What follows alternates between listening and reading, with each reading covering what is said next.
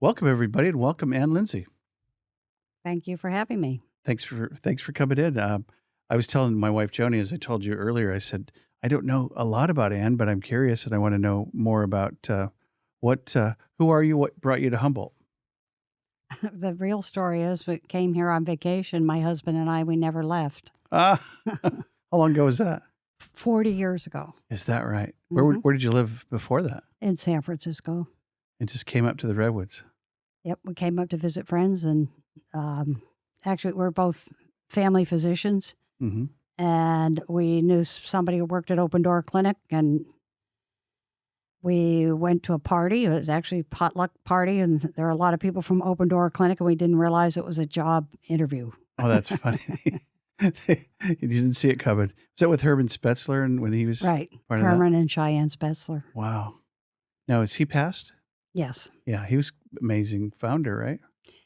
He and Cheyenne and a lot of other people worked hard and Yeah. built it into quite an empire. So Humboldt 40 years ago, that's about the time we came up to go to Humboldt State in 78. I'm sorry, stand corrected. Cal Poly Humboldt. Okay. Yeah, I got to get that right now. That's the new brand.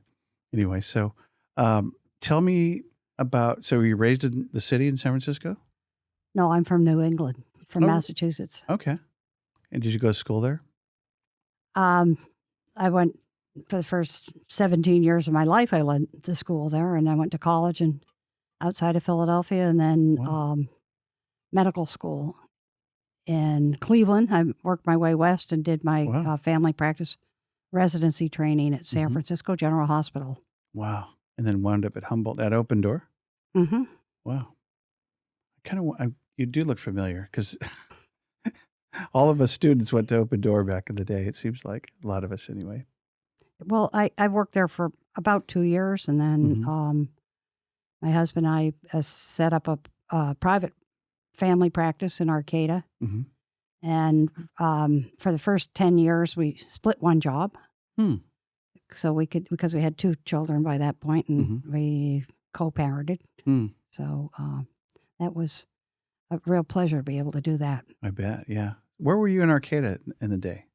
Right across from what's now Wildberries, 13th and 8th Street. Oh, right there. The big house. Big brown Yeah. house. Yeah, it had been student housing before. Right. Right. Yeah, I know the house actually. I was before I was a good neighbor. I was in advertising at the Tri City Weekly, and Mhm. Arcata was my sales territory. So I knew all the local business owners and folks, and miss it a lot, but changed It a was bit. it was a real pleasure.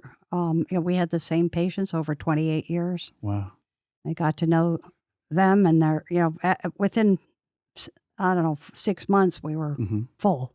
Wow. So we were really stuck with the same. You had to either marry into the practice or be born into it. Wow. So you had a really solid practice. Really solid practice. And one family had 5 generations, so That's wonderful. it was quite a treat to get to work with people and get to know people in the community. Yeah. Yeah. Everybody, let me rephrase. Many people don't understand Arcata and didn't even back in the day, but I always found it wonderful, and community and connection and some really beautiful, fun, local variety of people, especially in the business community. It was really great. So let's go back in time, if you will. Who were you, Ann, at 15? I grew up in a small town in southeastern Massachusetts. Mm-hmm. So I was a high school student, and I was a third of 4 children. And my parents were both quite active in the community, so Mhm. that was a role model. It was instilled in me early. Nice. But I was eager to get out of there. Mm-hmm. Miss the snow? No, I don't know. No, it's just small town. Oh yeah. You know everybody and all their business. So I was really looking forward to college. Came west like many of us. Yeah. Actually, I came north. I was from San Diego via Iowa. Mm-hmm. So 825 miles away. Who were you? What were you doing at age 20? College? I was in college. Mm-hmm. Or actually, I went to, ended up out of a small town to a small college, Mhm. Swarthmore College, Mm-hmm. outside of Philadelphia. So I was able to finagle that into some travel. I studied in the Free University of Berlin in Germany Wow. and University of California, San Diego along my way, and then returned to Swarthmore to graduate as a philosophy major. Wow. Before going on to med school. Right. So UCSD is great. Did you live in La Jolla or around the campus Del Mar. there? Del Mar? Better. Yeah, it was beautiful then. A great area. Oh my gosh. Now there's 5,000 houses on the mesa. Oh yeah, it's just different. I was raised there, and it's so hard to go back because it's so crowded. I was raised in National City, which is kind of the right, the other side of town. right. But it was great. The 70s, it was way fun and rock and roll, and go to the beach and be a crazy person before going to Humboldt. And yeah, well, I was supporting myself and going to school. I didn't have any crazy times, but yeah, I did enjoy the weather. Del Mar is amazing. And I It's so could bicycle anytime. Oh right, yeah. It's all right there. The whole north, what do they call it? North County, going up the beaches. My father lived in Oceanside for many years. We used to go up there a lot. So at age 30, what were you up to 10 years after that? You were probably in practice by then? At 30, I was still in San Francisco. I had a private practice there and my daughter was born that year. So she's 30 years younger than I am. Wow. And she came to work with me. Wow. So it was before, things were different in medical practice. I only had one employee. Right. People did their own billing. Right. Times they have changed. Yeah. How many? So one daughter, other kids? I have a son who was born after I moved up here. Okay. So. Nice. Are you grandma? I have 4 grandchildren who all live in Humboldt County. Yeah. Lucky, blessed. Yeah, that's cool. They're wonderful. So I always ask grandmas this. I asked a lady today in Florida. I go, so she came off the beach for this phone call with her family, and she said the grandkids are. I go, so what do the grandbabies call you? And Nana. So, you're Nana. Okay, that's fine because she's Yaya. Oh, okay. She goes, that's Greek, I guess. And so I go, what's he called? Papa. Okay. I go, I like Yaya. That's cool. So we have 9 kids, soon to be 10 grandkids, and so I'm not sure what Joni's called right now. I think we're just grandma. How about you? Papa, Pops, son, Grandpa. I don't know. All kinds of things. Yeah. A lot of them don't talk quite yet. They're pretty young. Yeah. I think the oldest is 5 or 6, so I should know that. Brecken is 6 years old, Joni. I know it. So vacation brought you here, and then you stayed, and you guys practiced in Arcadia. And so what happened after? Did you go to work for the county after that? Well, as I said, we were splitting one job, and as our children got older, they didn't need us as much, and actually the county needed a health officer at the time, and I filled in temporarily, and it turned into an 18-year commitment. Wow. So County of Humboldt. Yeah. Wow. How did you like it?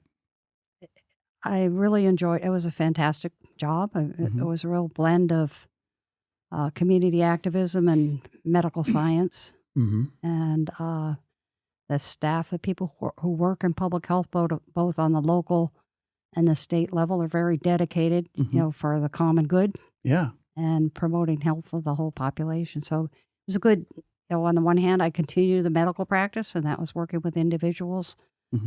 But I was able to also work on community health issues as well. And a lot of times they would inform, both of my jobs would inform the others. Yeah. Things would come up.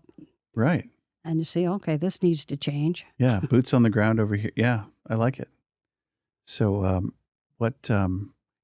so you're the officer during early COVID? No. Okay. You were gone before that. Gone before that. Yeah. Actually, when was it in 20?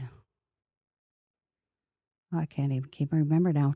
I think it was in 2011. I left, and my husband Alan Glassoff and I got offered a professorship at Stanford School of Medicine, which was Really? quite a treat. So it was a big change for us, and we went down there and worked for 6 years on a special project that was challenging and rewarding. And but when the contract came up for renewal, I wanted to get back home to Humboldt. Did you live in Palo Alto? No, I can't afford to live there. Are you kidding? I lived in actually Emerald Hills, which is right out of sight of Redwood City. Okay. So, but it was very nice. Actually, it was a way we were hired to set up a clinic for Stanford employees and their dependents, so they're part of the Stanford Health Plan. And people who came to the clinic had multiple chronic health conditions, and we offered primary care to them. So it was a way of, we drew on a whole lifetime of our experience, and we're able to design a clinical setting with it really worked. With team care and really had time to listen to people because we weren't billing for every minute we worked. We just got a monthly allocation for every patient in the practice. So we'd do whatever we needed to do, and we were free to design care and offer services. Like we had a physical therapist and a licensed clinical social worker and a pharmacist and a dietitian and all right there. So it was all one-stop shopping for them. And your clients were Stanford employees and their families? And their families, yeah. Wow. So the care for the caregivers? No, well, they were all kinds of things. They might have washed the floors or so everyone, taught English or been in the medical profession. Could have been anything. Stanford is dominated by the medical system, but there's a lot of other people who work there. So this is for the university at For the whole university, right. Okay, got it. Okay. Yeah, I have 2 new hips from Stanford. Right. Congratulations. They're no longer new. I had bilateral hip surgery 10 years ago last month. Mm-hmm. Yeah. I'm going to get up and dance real quick. Do you mind? Nope. No. Demonstrate your Nick's hips. going, please don't stand. So you got to stay next to that microphone. Yeah, just stay close. So I would like. I think Stanford can't get enough kudos because it was really a really good experience for me. It was just world class to do. The experience there was just really one of the best things I've done in terms of anything medical, which has been pretty minor. Yeah, I think when we got there, I'd say it was technically good, but I didn't think that it was sort of, in the medical system, was sort of physician-centered as opposed to patient-centered. And we were very vocal at trying to turn that around.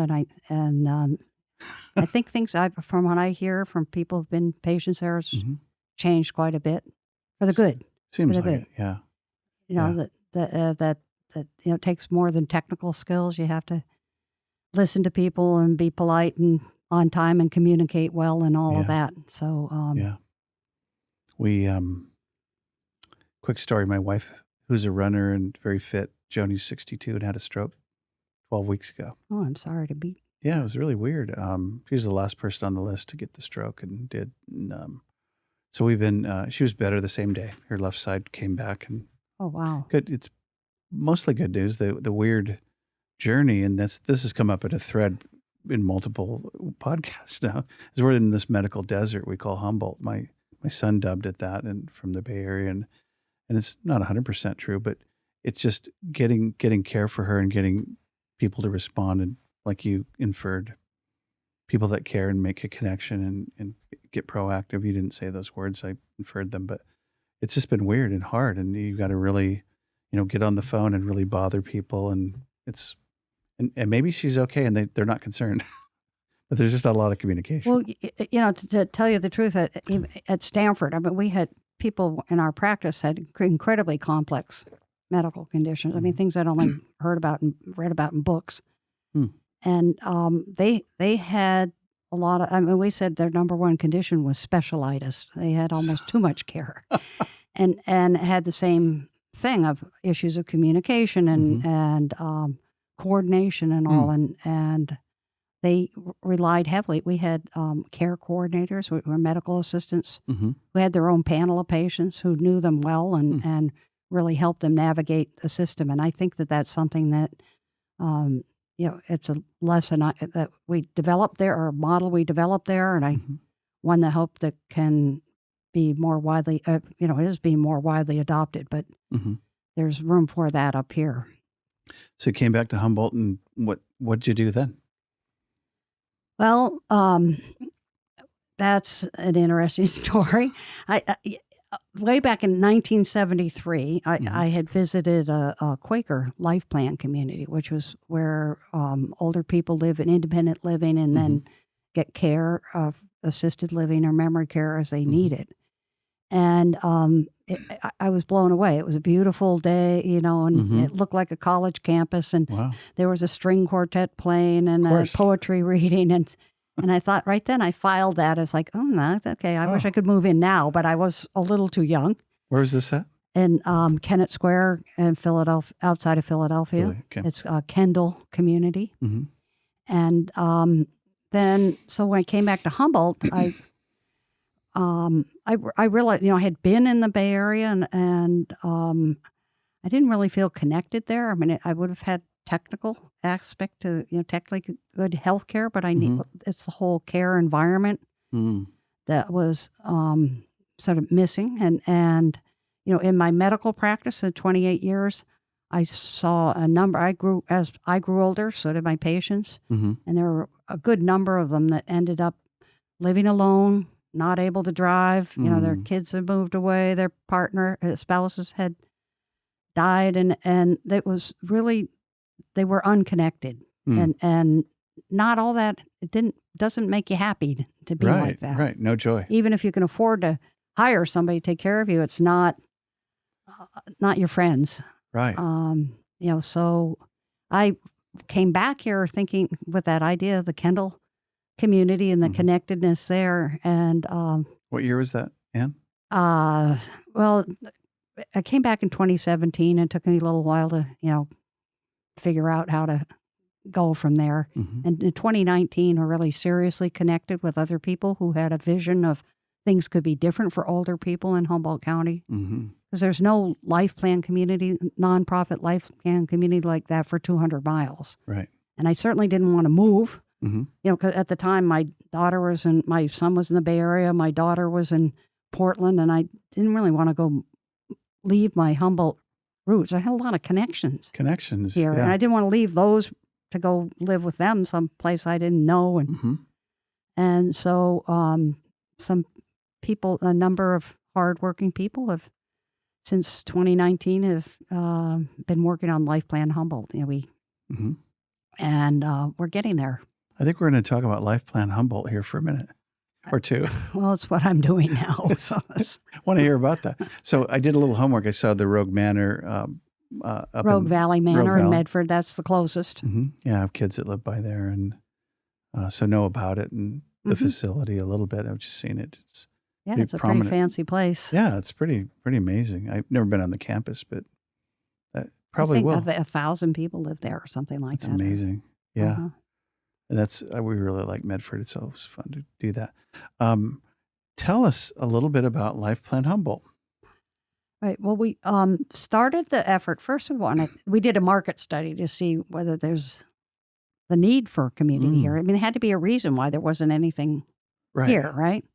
And it turns out it's just because we're isolated, I think. But there are plenty. There's 17,000 people who live here who are over the age 65, and that population's going to grow for the next 20 or 30 years. Yeah. And so the market study said there's a room for it. We're fortunate to have assisted living here and some senior housing opportunities. Not enough, but there's still room for that. And we certainly know that our skilled nursing is not ideal. So that there's room for improvement in that, and certainly in that in memory care. So then we did what's called human-centered design, and we interviewed the people who became Life Plan Humboldt, interviewed 14 local older adults for 2 or 3 hours just to figure out, what are they thinking about aging? What the issues are. And what we learned was not really what they want in terms of a life plan community. They had no idea.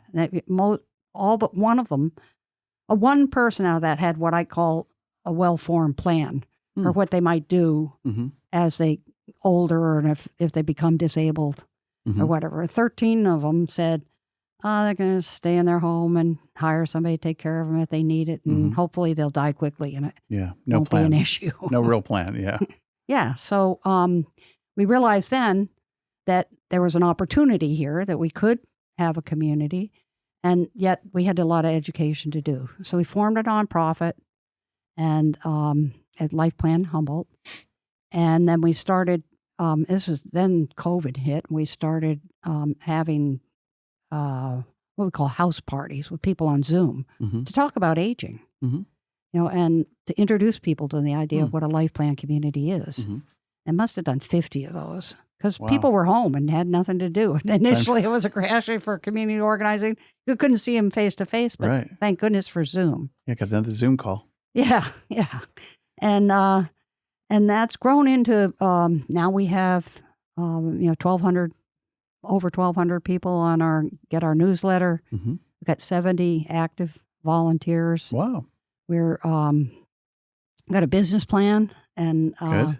Yeah, and potential financiers of the thing, and are close to purchasing property in McKinleyville. And now getting back to the Kendall story. So they were going to be affiliating with Kendall. I went back and visited the same community I'd seen in 1973 in Philly, outside of Philadelphia, and I went back and visited them 4 or 5 years ago. And it was even better than I remembered, actually, because there was a woodworking shop that they'd set up, and I met a woman who was a master weaver who'd set up a studio that had 40 looms. And there were people of all different skills, some people in their 80s learning how to weave, So the idea is you can share your knowledge, but continue to learn and be engaged and social and connected. In a way that I didn't see the older people I took care of in Humboldt who were in their, the homes, their 3-bedroom homes they raised family in. Yeah. And were not connected. Right. I love your connection. Yeah. Because I get it. I totally understand that. I think we've looked at leaving Humboldt, but there's too many of those relationship connections. Yeah.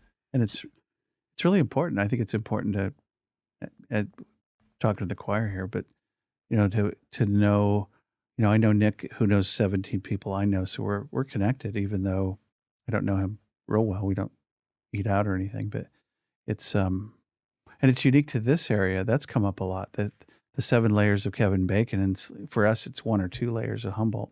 You and I know Patrick together, right? Yeah, and is he part of this in some way too? Patrick Clary's on our board of directors. Okay. I mean, one thing, by virtue of being in medical practice here all that time and being a public health official in the county, I got to know a lot of people who have been making positive influences on the community. So we put together a board of directors, and we have Joyce Hayes, who was head of the Senior Resource Center and started the PACE program and the Alzheimer's Center while she was there. And Joanne Schuch, who's she's a kitchen designer, but she has great, worked on the North Coast Village, effort to support people in their homes and as they age. And Pat Gersick, who is very active in the nursing program at Cal Poly, and also work with the health programs at College of the Redwoods. Wow. And Patrick Clary, who who at the time he was with the Humboldt Area Foundation, and he's with Lost Coast Communications, and very well connected. Kirk Gerard was a former planning director, Humboldt County. Greg Orsini was the director of the Community Services District in McKinleyville. And George Williamson was with Plans West, so he's also a planner. Right. And then Mark Chatton, who was IT. He had a lot of business experience, but he worked with IT with Redwood Capital Bank. So we have I hope I haven't left anybody out, but Mark and Patty Berg. Patty Berg. Yeah. Don't forget Patty. Yeah. She started the Area 1 Agency on Aging and served as assembly member and has really had her fingers in a lot of pots around here. So are all these people still local? All of them are local, They are. Yeah, okay. Yeah, and they're all working. I mean, it's a very active board. They're all they're all retired, almost. And, they get pulled back to their old jobs from time to time, but it's a working board, and so far we're all volunteers and really Yeah. moving this project along. Wow. So what is? Tell me more about what is the project. Will it be in phases? Will it be? Is it 100% live in? Is there a farm involved? Is there community? I mean, what? So what are the pieces of it? Well, the essence of it is it's independent living. Mm-hmm. And we're actually going to be partnering with the Rural Community Housing Development Corporation to include affordable senior housing on the Mm-hmm. campus. Mm-hmm. But then they'll have 30 to 60 units. And then Life Plan Humboldt is going to have 144 residences, Wow. a combination of apartments and cottages. Wow. And we'll provide assisted living level services to people as they need it. Mm-hmm. And we're going to have memory care and for 12 to 24 people. And I'm really excited about that because there's all kinds of new models Mm-hmm. of memory care emerging. And we have both the responsibility, but also the privilege of really designing state-of-the-art, Wow. or even better than the best thing possible. Right. So we're looking at all kinds of models. There's a Montessori model of dementia care, and there's one called the greenhouse, which is really like home-like Mm-hmm. living. So that's going to be really fun putting that together. So there's new stuff when it comes to all memory care. That's Yep. breaking news. And my mother had Alzheimer's, and she went through a number of living situations, and which were okay, but they could have really been much better for her. And so I think that we can do better. I love it. So there'll be various stages where if somebody was aging or started to get memory issues, they could.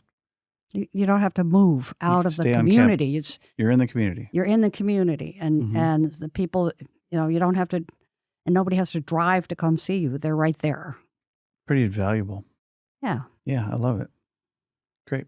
Hey, so I always do a thing kind of to break this up a little bit. I'm going to ring my bell. Please don't be alarmed. Okay. So this is the part of the show where I'm going to ask you a couple of things that you like about Humboldt. So we're just talking county now. Right. Where do you like to eat when you eat out? I hardly ever eat out. I like eat out of my garden. Eat out of your go out to the garden. What do you grow? Cucumbers and berries, and I have 50 fruit trees. Oh wow! And you must be out like Fieldbrook or somewhere. McKinleyville. Okay, yeah. Where they can grow. Yeah, yeah. It's sunny there. We don't grow much on Dow's Prairie, trust me. Lettuce, and cherry, tomatoes in my greenhouse. So okay, so you like to garden. Yeah. What kind of trees do you have? Mostly apple trees. Mm-hmm. No two are the same. Gotcha. So if you were to go out on a trail right now and you got a couple hours, where would you go walk for a walk? I go walking every day with my dogs. Where do you typically? Hiller Park in McKinleyville. Sure. Then Alf Murray Road. That's extension of the Hiller. Oh right. Trail. Oh, the new trail down by the river. Yeah. Yeah, Joni took me there. It's fun. Yeah. I went to the marsh earlier today. Gotcha. In Arcata. Do you go on the Hammond Trail? Yeah. Well, but the Hammond Trail, you have to have the dogs on a leash. I really like the Hiller Park because it's they fence in the kids and the dogs run free. And it's a dog park. Yeah. Yeah.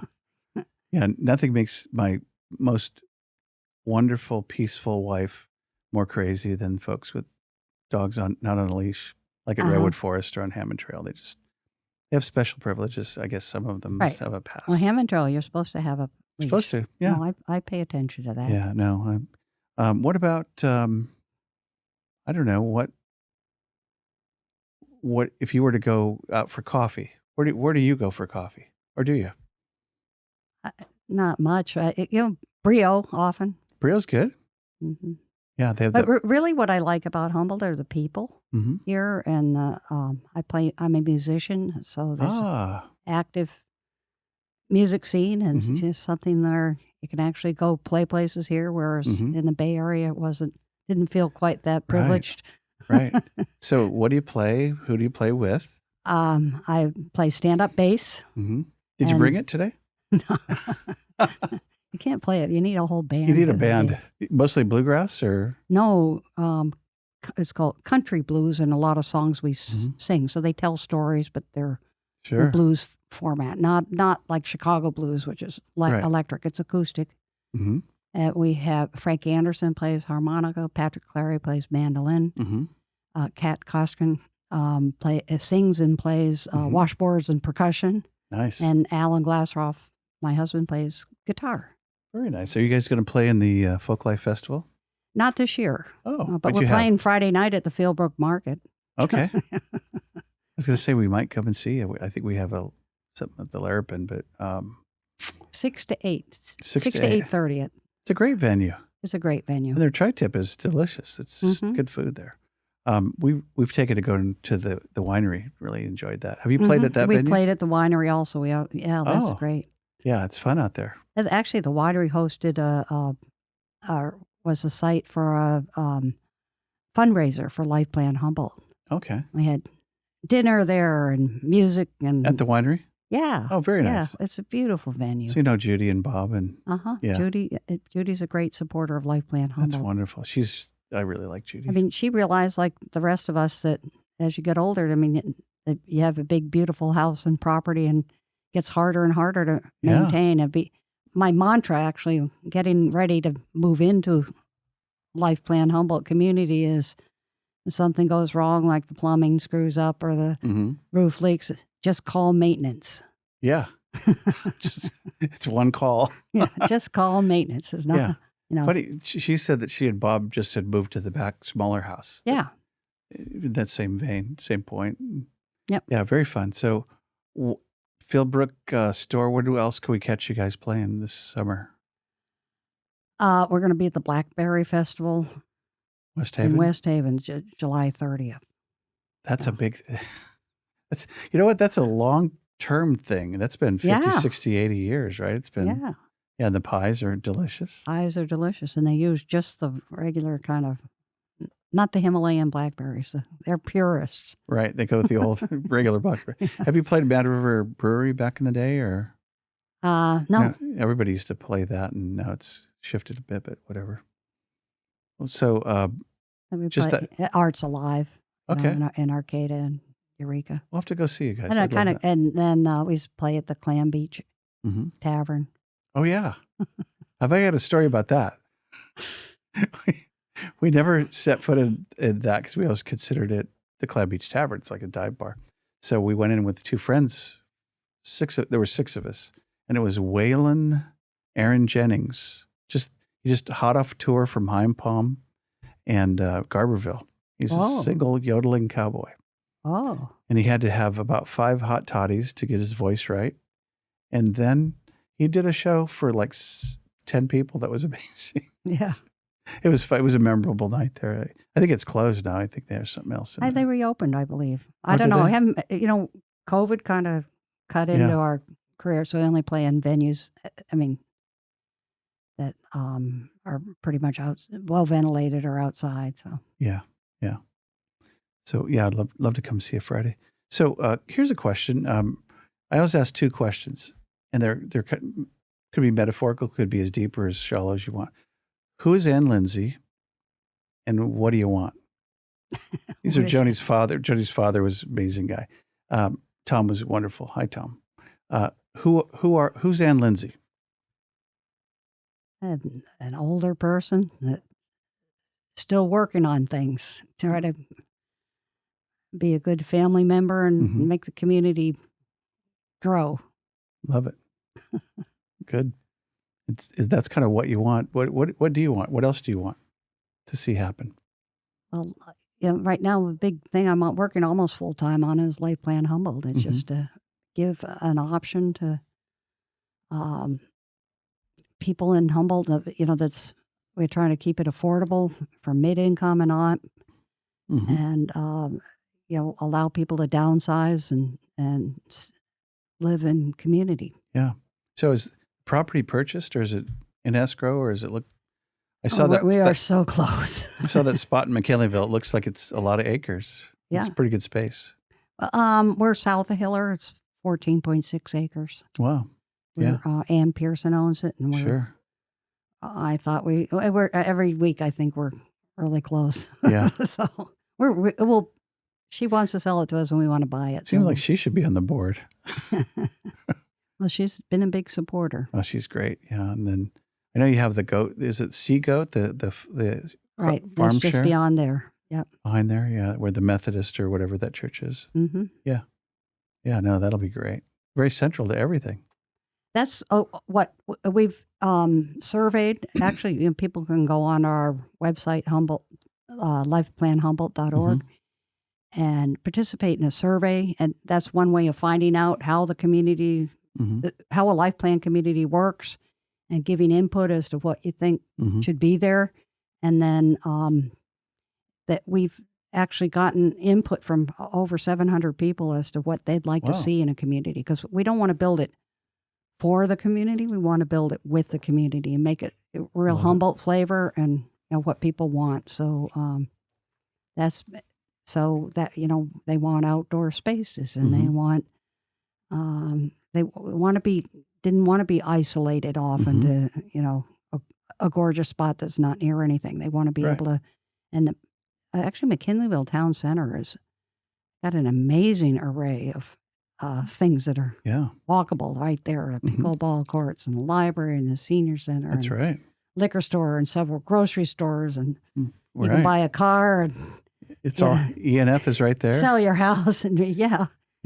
We're going to Azalea. You can even there's physical therapy and counseling and dialysis even you could walk to. There's trails right there. Hammond trails. Yep.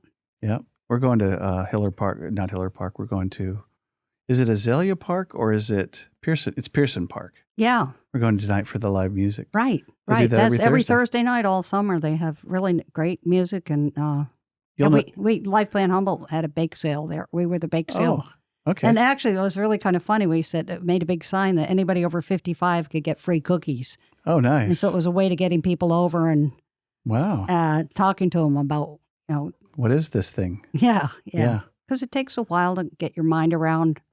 Sure. Most people, as I said, we learned most people just don't want to think about it, first of all. Right. So that's by default, the plan is I'll die quickly. It's funny how much denial we have. I was blogging this morning and I wrote, I remember when I was 18 and 2 weeks later, now I'm 63. It's like time goes by faster. You're having fun, or kids or whatever you're having. So I think Joni and I are right around the corner. So we want to be supporters too. Right. So speaking of which, how do we as a community come behind what you're doing now and ongoing? What are the top 3 things we could do to be part of the team? Well, it's really helpful for people to go to lifeplanhumboldt.org and sign up for updates and complete the survey so we know what you might want in a community. We are having a volunteer training next Tuesday. Oh, wow. We have actually about now 35 people who've trained as ambassadors. Oh, wow. And it's the easiest job in the business. You just have to learn about what a life plan community is and how it works and how you buy in and all of that. And then tell your friends and neighbors about it. Be a community resource, spread the word. And then we also we're going to finance this by private bond funding ultimately, but there's we have to raise.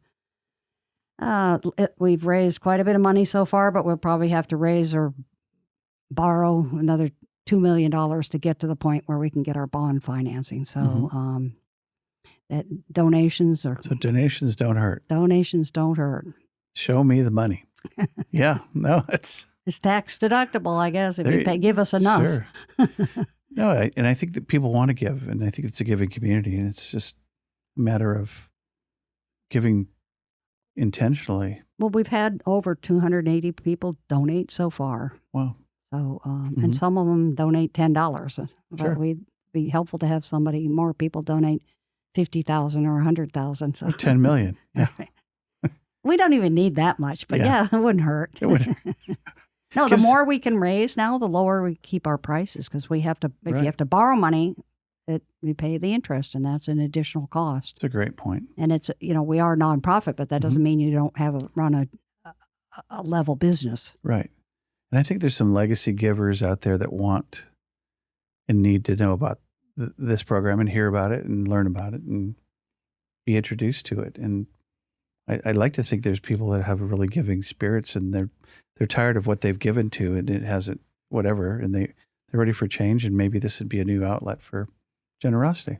Well, we got a lot of support. It's an idea whose time has come, and I think we've done our homework in spreading the word. Actually, on the survey that we do, now that in the last 2 years, 85% who complete the survey say they consider a life plan community in their future. Wow.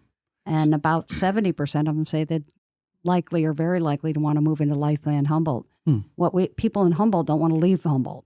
Right. This gives you an option to stay here. And, a lot of, I cared for my mother, my mother-in-law, my father-in-law, right hands-on. Mm-hmm. And that takes a lot of work. Boy. And, several of our board members have had major family caregiving responsibilities. Mm-hmm. And for one of our board members, it took her out of the workforce for about 7 years. Wow. And she wasn't really happy with some of the options here. And that's inspired her to go on and make a change.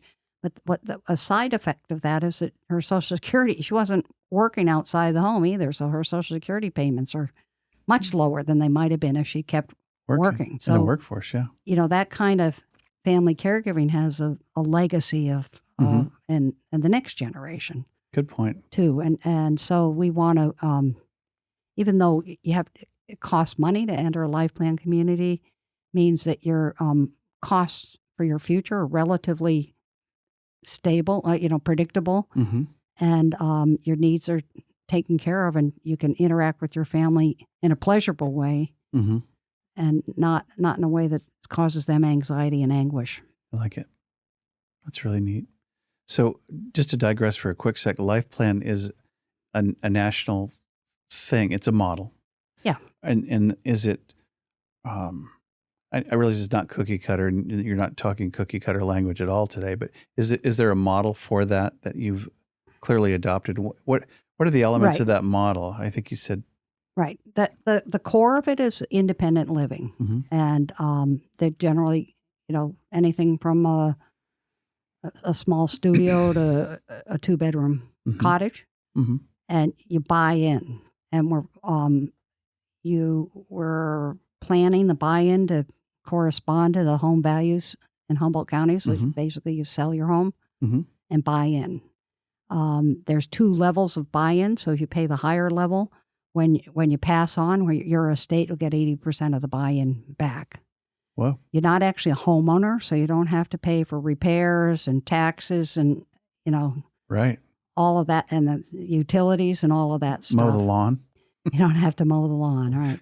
And then there's a monthly fee that covers, there'll be, you'll have a kitchen and all, but there'll be a meal plan and assistance and some transportation assistance and maintenance and landscaping and cleaning service and things like that to help you. I love it. Yeah. And you can stay in Humboldt. And you stay in Humboldt. Next to the kids, the grandkids, the great-grandkids, whoever. Yeah, whatever. Or whatever connection you have, there it is. Yeah. And it's close to the beaches. Right. And Arcata and whatever else. Yeah. I love it. We do have, Life Plan Humboldt has an agreement with the university, actually. Because, one of the things that we hear from people and that we feel strongly about, we don't want to be an isolated senior community, which is one of the advantages to locating in McKinleyville, where we'll be integrated right there. Actually, I think we'll be the economic engine of the developing town center there.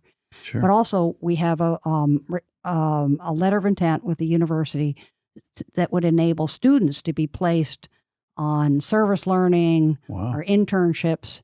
So for example, social work or nursing, or there's a entertainment major or Then come and help. Come and help. And I'm really excited about that because, I went to medical school and I know how nursing schools, medical schools run. And often the interaction you have with older people are sick older people, either in skilled nursing or hospitals. And I think this will be good combat ageism if they could Hmm. We can interact with students Right. younger, and they can see that older people can be vibrant and interested and interesting. So that's another I love it. subplot of it, but it'll keep us engaged with people of different ages, but also expose them to, you don't have to be afraid of getting older. There's a lot of advantages. And there's a richness if you sit with somebody for a little while and go, oh, what? you met Johnny Cash?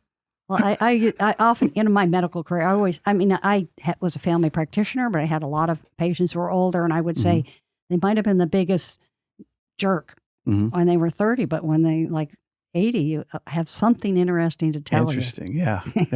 I've seen a lot of older folks that were not as nice when they were younger. They're just amazing now, but something shifted. Huh. And not 100% true, but I've seen that. I sat with a senior in my office. He met Bill Clinton back in Fayetteville at a Razorback game. Huh. He said, Scotty's the most engaging guy I've ever met in my life. In 2 seconds, he was like your new best friend. He knew you. Yeah, I've heard that about him too. I go, wow, there you go. So that's not just any old person, but I do think that it'll give us an opportunity as older people to have relationships with other people that I won't get if I have a 3-bedroom home. I don't. It's a pain in the butt to take care of it. I'm getting old enough so that I loved it. Yep. But I'm ready to move on. Right. So I think that the forum sounds like it allows for an exchange of community folks to come in and come and go, and why not? Right. I love it.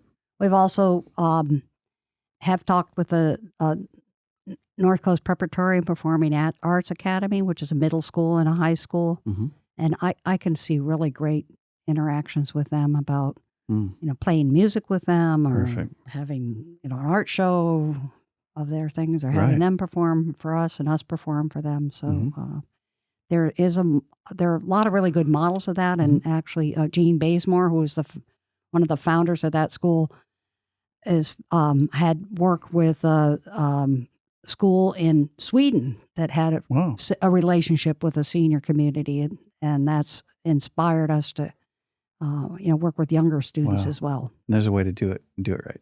Is Julie Fulkerson part of your team? Julie Fulkerson is. Yeah, she is. Yeah, she's a supporter. Yeah, and she's amazing. Yep.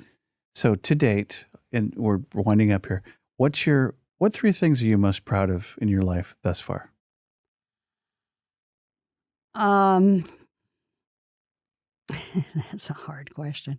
I think actually, personally and family life, I think that I married the right guy, and we raised kids together and shared jobs and things, and I think that's a really good role model. And having come of age in the age of feminism, it was important, but also allowed him an opportunity.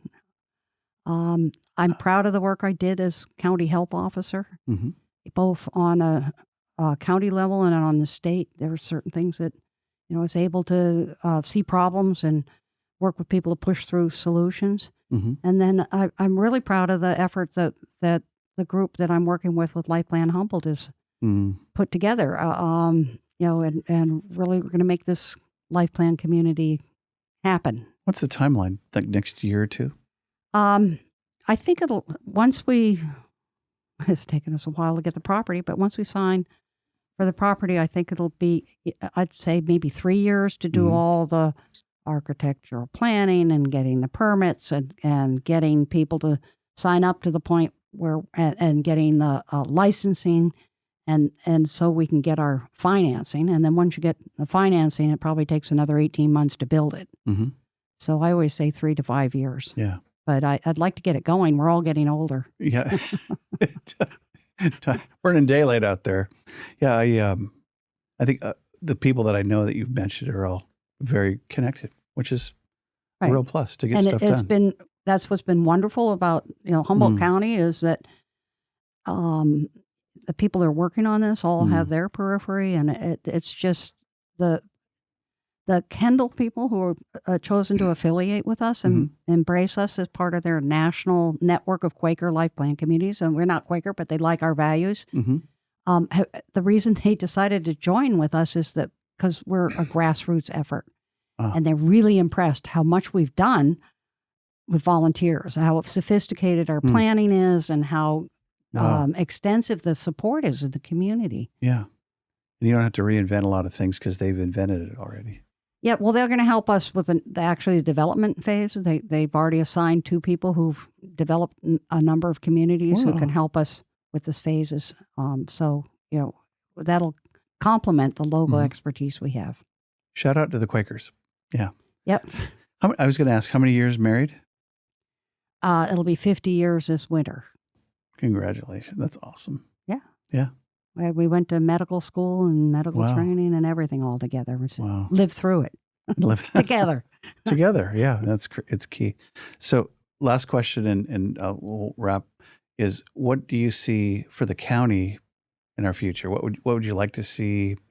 I don't know, 3, 5, 10-year plan. What's the future? In addition to life plan, Humboldt. Yeah. In your ideal world, what would you like to think about for Humboldt County? I think we need to be smart about development and try to,